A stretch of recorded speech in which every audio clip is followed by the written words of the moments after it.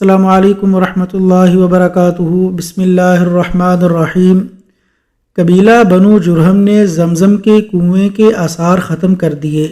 پھر عبد المطلب نے خواب میں دیکھا کہ انہیں زمزم کا کنواں کھودنے کا حکم دیا جا رہا ہے، اور خواب ہی میں انہیں اس کی جگہ بھی بتائی گئی۔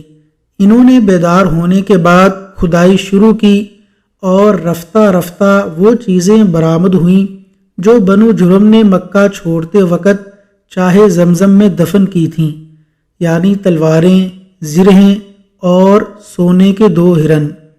عبد المطلب نے تلواروں سے کعبے کا دروازہ ڈھالا، سونے کے 2 ہرن بھی دروازے ہی میں فٹ کیے، اور حاجیوں کو زمزم پلانے کا بندوبست کیا۔ کھدائی کے دوران یہ واقعہ بھی پیش آیا کہ جب زمزم کا کنواں نمودار ہوا تو قریش نے عبد المطلب سے جھگڑا شروع کیا اور مطالبہ کیا کہ ہمیں بھی کھدائی میں شریک کر لو۔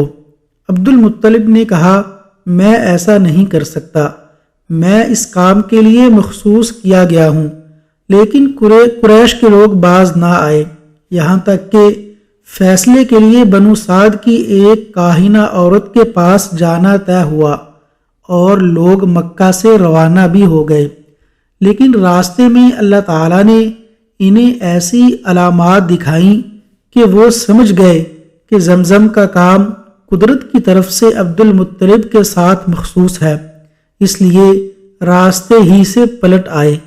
یہی موقع تھا جب عبد المطلب نے نظر مانی کہ اگر اللہ تعالیٰ انہیں 10 لڑکے عطا کرے گا اور وہ سب کے سب اس عمر کو پہنچے کہ ان کا بچاؤ کر سکیں، تو وہ ایک لڑکے کو کعبہ کے پاس قربان کریں گے۔